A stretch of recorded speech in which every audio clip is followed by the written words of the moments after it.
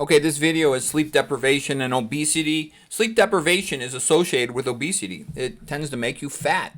It mimics acute stress response. You get increased cortisol. Cortisol is a hormone that fattens you up. It's the awake hormone, fight or flight, stress hormone. And the catecholamines will increase insomnia, like when you're stressed out and worried about something.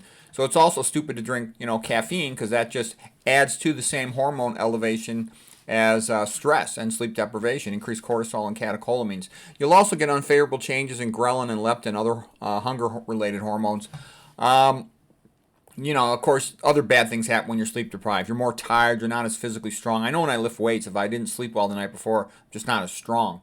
You have less energy. You'll be more likely to say, well, I'm tired. I'll skip my workout today too. So you end up exercising less. The big danger too of sleep deprivation is you're more impulsive. You get pissed off more easily, and you say things you'll regret later more often when you're sleep deprived. So here's just a couple papers on the problems of sleep. There's a whole bunch of them. If you go to PubMed, you'll find a whole bunch of the papers.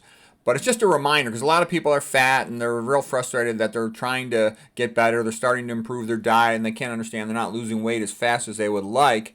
And the point I'm saying here is a lot of times it's because of their sleep. It's very easy to be sleep deprived in the modern world. We're working long hours, got long commutes, often have to stay late at work, and it just keeps adding up that you have a hard time catching up on your sleep. It's good to get a little bit of extra time sleep if you can on your weekends.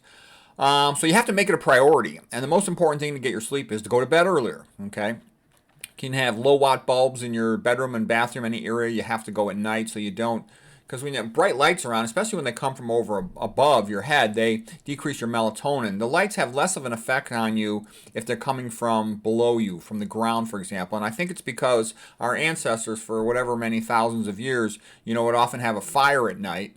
And that just doesn't affect you as much as a light coming from above your head, which mimics sunlight. The blue light of midday sky, that very much diminishes melatonin, the sleep hormone. It takes a couple hours for melatonin to ramp up at night, so you want to start taking it easy a couple hours before you're going to go to bed.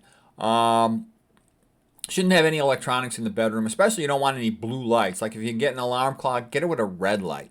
Like they put all the nocturnal animals in a red light thing at the zoo. You don't want a blue light because that mimics midday, afternoon sky blue and diminishes your melatonin, your sleep hormone, okay? The bedroom should only be for sleep and for making the two-back beast. You don't want to be doing other things in there as a habit.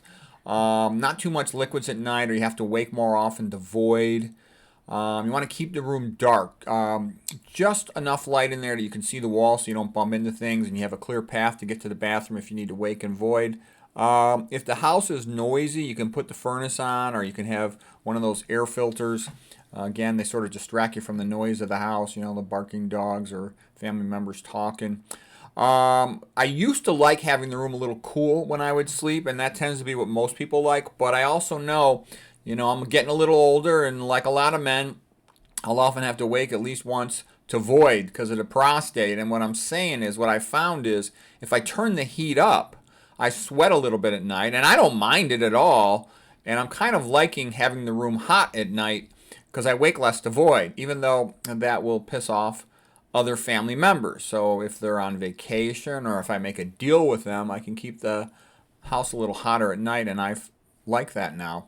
You can have a Faraday cage around your bed if you like. I think there's benefits to doing that. I have one, for example. I talked about that in a previous lecture.